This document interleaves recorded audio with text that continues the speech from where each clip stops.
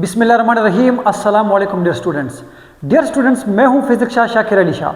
हमने 9th grade physics unit number 2 kinematics start कर लिया था और इसी चैप्टर के लेक्चर नंबर 11 में आज हम डिस्कस करने वाले हैं distance time graph. Distance time graph students, distance time graph का मतलब क्या होता है? तो आप कहोगे when the graph is plotted between distance and time it is called distance time graph, कि जब आप डिस्टेंस और टाइम के दरमियान ग्राफ को प्लाट करते हो हम बोलते हैं कि ये डिस्टेंस टाइम ग्राफ है। यहाँ पर डिस्टेंस जो है, ठीक है, उस ग्राफ में हम रिप्रेजेंट करेंगे इसको s से और टाइम जो है उसको हम रिप्रेजेंट करेंगे t से।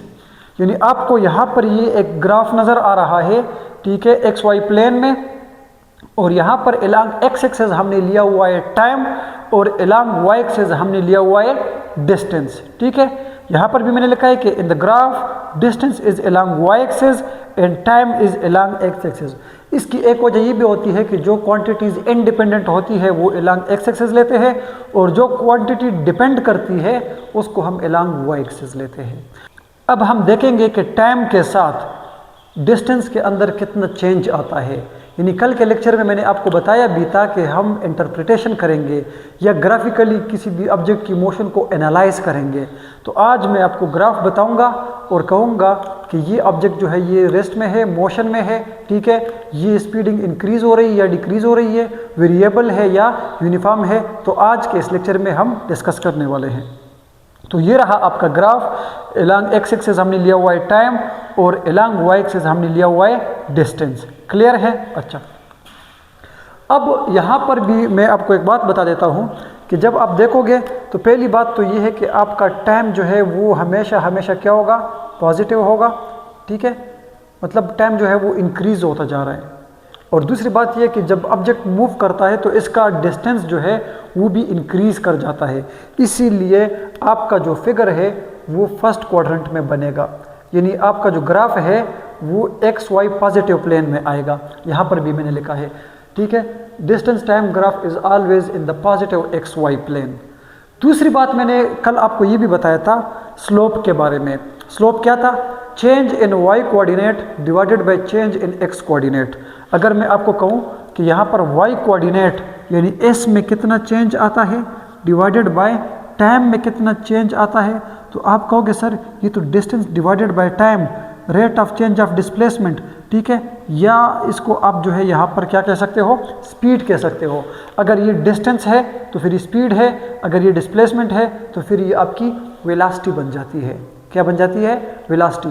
तो देखो, change in Y divided by change in X, तो ये आपका स्लोप है और ये स्लोप जो है यहाँ पर वो क्या है? स्पीड है।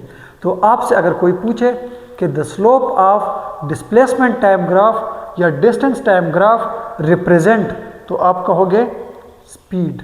अगर यहाँ पर वो कहे कि डिस्प्लेसमेंट टाइम ग्राफ तो फिर यहाँ पर ये वेलोसिटी होगी। अगर ये डिस्टेंस टाइम ग्राफ है तो फिर ये आपका क्या होगा? स्पीड होगा। क्या होगा? स्पीड होगा। मतलब ये है कि डिस्टेंस टाइम ग्राफ का जो स्लोप है वो उस ऑब्जेक्ट की वेलोसिटी को या उसकी स्पीड को रिप्रेजेंट करता है। क्लियर है? अच्छा, अब यहाँ पर भी मैंने लिखा है slope is equal to change in distance divided by change in time. तो ये स्लोप जो है ये हमें बताता है उस ऑब्जेक्ट की स्पीड को। किस चीज़ को? स्पीड को। क्लियर है? अच्छा, अब यहाँ पर आपको एक एग्जांपल के थ्रू बताया गया है कि एक ऑब्जेक्ट है यहाँ पर और वो है रेस्ट में। तो वो टाइम के साथ जैसे जैसे टाइम इस तरफ आ रहा है, मतलब टाइम पास होता जा रहा है, तो ऑब्जेक्ट जो है वो भी डिस्टेंस कवर होते जा रहा है। यानी ऑब्जेक्ट जो है वो टाइम के साथ डिस्टेंस कवर करने लगता है। तो क्या हुआ कि ऑब्जेक्ट ने यहाँ से यहाँ तक जो टाइम लिया, ठीक है, वो था 10 सेकेंड और उसने डिस्टेंस कितना कवर किया था? वो था 100 मीटर। मतलब ये है कि ऑब्जेक्ट जो है वो 10 सेकेंड टाइम में 100 मीटर डिस्टेंस कवर करता है। अब अगर मैं इसका स्लोप निकालूंगा तो मुझे ऑटोमेटिकली इसकी स्पीड का पता चल जाएगा, क्योंकि the slope of distance time graph is speed. ठीक है, तो यहाँ पर मैंने लिखा है if the object cover a distance of 100 metre in 10 second the slope of distance time graph will always give speed. ठीक है, अच्छा, अब आपको पता है कि उसने डिस्टेंस कितना कवर किया है? Delta S is equal to 100 metre. और डिवाइडेड बाय डेल्टा टाइम कितना है, तो वो था 10 सेकेंड, ये इसके साथ कट जाएगा, ठीक है। तो ये हो जाएगा 10 मीटर पर सेकेंड और ये उसकी क्या है, स्पीड है, जो कि यहाँ पर मैंने इसको सॉल्व किया है। क्लियर है। v equal to delta S divided by delta T, और ये क्या है, उसकी स्पीड है। तो slope equal to 100 metre upon 10 second. तो ये आपका हो जाएगा स्लोप इक्वल, एक जीरो कट जाएगा, 10 मीटर पर सेकेंड, ये है उसका स्लोप। और ये स्लोप दरअसल उसकी क्या है, उस ऑब्जेक्ट की स्पीड है।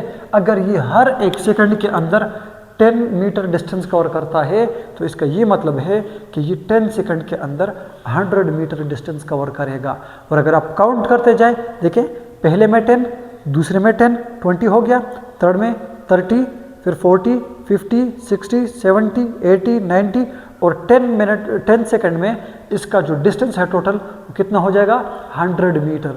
तो फिर जब आप डिवाइड करोगे 100 मीटर अपॉन 10 सेकंड, तो ये हो जाएगा 10 मीटर पर सेकंड, यानी हर एक सेकंड के अंदर आपका जो ऑब्जेक्ट है वो 10 मीटर डिस्टेंस कवर करता है। क्लियर है। अच्छा, अब यहाँ पर एक छोटा सा क्विज है।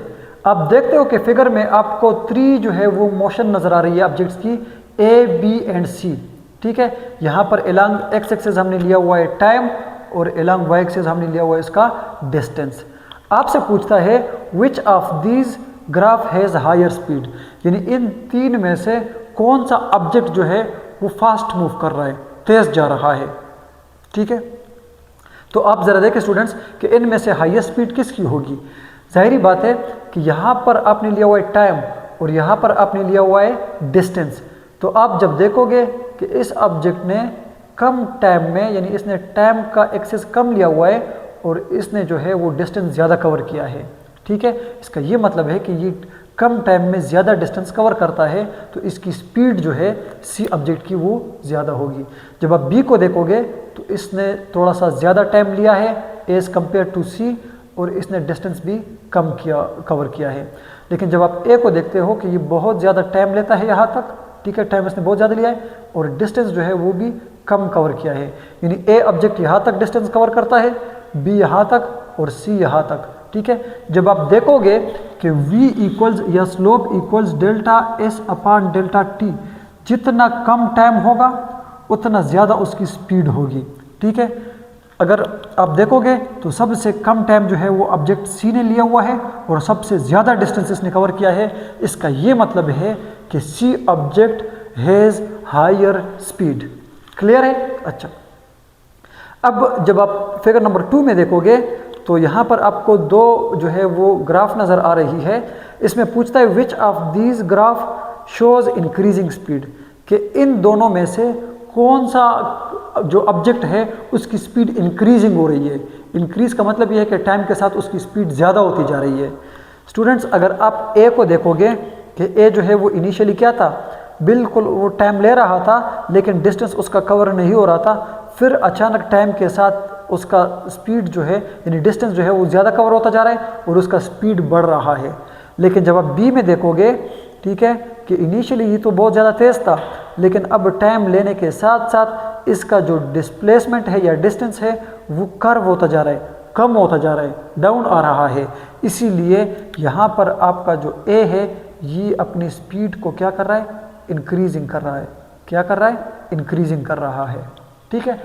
अब यहाँ से मैं आपको बताऊंगा कौन सा जो है, देखिए मैंने जिस तरह कल भी आपको बताया था कि हम ग्राफिकल इंटरप्रिटेशन करते हैं, यानी ग्राफ को देख के हम अंदाज़ा लगा सकते हैं कि ऑब्जेक्ट जो है वो इस टाइम उसकी स्टेट क्या है, वो रेस्ट में है, मोशन में है। अगर वो मोशन में है, एक खास वेलोसिटी के साथ वो मूव कर रहा है, तो फिर उसके लिए कंडीशन क्या है, इंक्रीजिंग वेलोसिटी है, डिक्रीजिंग वेलोसिटी है, ठीक है, पॉजिटिव है, नेगेटिव है, वगैरह वगैरह। तो स्टूडेंट, जब आप इस ग्राफ को देखते हो, इस ग्राफ को आप देखें कि ऑब्जेक्ट जो है यहाँ पर उसका है टाइम और ये वाला एक्सिस जो है ये उसका डिस्टेंस का है, ठीक है। टाइम तो गुजरता जा रहा है, ये 1 2 3 4 5 6 7 सेकंड, लेकिन इसका जो डिस्टेंस है यहाँ तक, ये वाला, ये पॉइंट ऊपर नीचे नहीं जा रहा, यानी इसका डिस्टेंस में कोई चेंज नहीं आ रहा। टाइम गुजरने के बावजूद ऑब्जेक्ट जो है उसके डिस्टेंस में कोई चेंज नहीं आ रहा। इसका ये मतलब है कि आपका ऑब्जेक्ट जो है वो रेस्ट में है, ठीक है, और इसकी जो स्पीड है वो क्या है, 0। स्पीड इसकी क्या है, 0। अगर आप देखोगे भी तो वो क्या हो जाएगा, v equals delta S upon delta T. ठीक है, तो v इक्वल्स डेल्टा एस क्या था, चेंज एंड डिस्प्लेसमेंट या डिस्टेंस, 0 अपॉन टी। जब उसमें चेंज ही नहीं आ रहा तो इसका ये मतलब है कि आपका ऑब्जेक्ट जो है वो 0 मीटर पर सेकेंड। 0 मीटर पर सेकेंड का मतलब ये है कि आपका ऑब्जेक्ट रेस्ट पे है।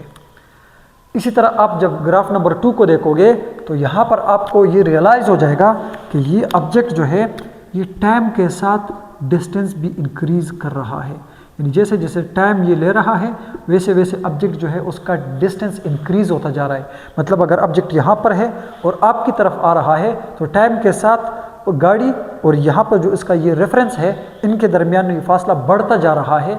इसका ये मतलब है कि इस कंडीशन में ये जो आपको ये लीनियर लाइन नज़र आ रहा है, इसका ये मतलब है कि आपका ऑब्जेक्ट जो है ये यूनिफॉर्म स्पीड के साथ मूव कर रहा है।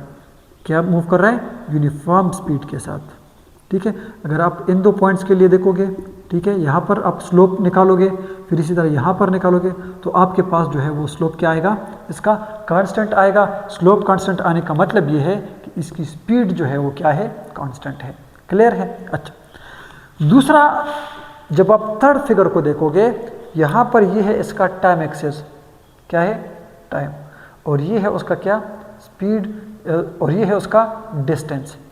स्टूडेंट्स आप देख रहे हो कि इनिशियली ऑब्जेक्ट जो है वो मतलब बहुत फास्ट मूव कर रहा है, लेकिन जैसे जैसे टाइम ले रहा है, ठीक है, उसका स्पीड जो डिस्टेंस जो है वो बढ़ता जा रहा है। इसका ये मतलब है कि उसकी स्पीड बढ़ती जा रही है, लेकिन एक ख़ास टाइम के बाद उसका डिस्टेंस जो है वो कम होता जा रहा है। ठीक है, एक ख़ास सीक्वेंस के साथ ये मूव नहीं कर रहा जिस तरह ये कर रहा था। इसीलिए मैं बोलूँगा कि ये वाला ऑब्जेक्ट जो है या ये वाला ग्राफ जो है ये रिप्रेजेंट कर रहा है कि आपका ऑब्जेक्ट जो है ये वेरिएबल स्पीड के साथ मूव कर रहा है। किस स्पीड के साथ मूव कर रहा है, वेरिएबल स्पीड के साथ मूव कर रहा है। मतलब इसकी स्पीड कभी कम हो रही है कभी ज़्यादा, क्योंकि ये इक्वल इंटरवल में अनइक्वल डिस्टेंस कवर कर रहा है। और ये वाला क्या कर रहा है, इक्वल इंटरवल ऑफ टाइम में इक्वल इंटरवल या इक्वल डिस्टेंस कवर कर रहा है। ठीक है, मतलब ये इक्वल टाइम में इक्वल डिस्टेंस और ये इक्वल टाइम में अनइक्वल डिस्टेंस। ठीक है, इसीलिए ये वेरिएबल स्पीड के साथ मूव कर रहा है, ये जो है यूनिफॉर्म या कांस्टेंट स्पीड के साथ। और इस केस में जो बिल्कुल आपका स्लोप जो है वो अलॉन्ग उसका एक्स एक्सिस आ रहा है, यानी टाइम एक्सिस के बिल्कुल पैरेलल आ रहा है। इसका ये मतलब है कि ये ऑब्जेक्ट रेस्ट पे है। तो dear students, this was all about our today lecture. इंशाल्लाह नेक्स्ट लेक्चर में हम पढ़ेंगे speed time graph. Speed time graph. Clear है? Thank you.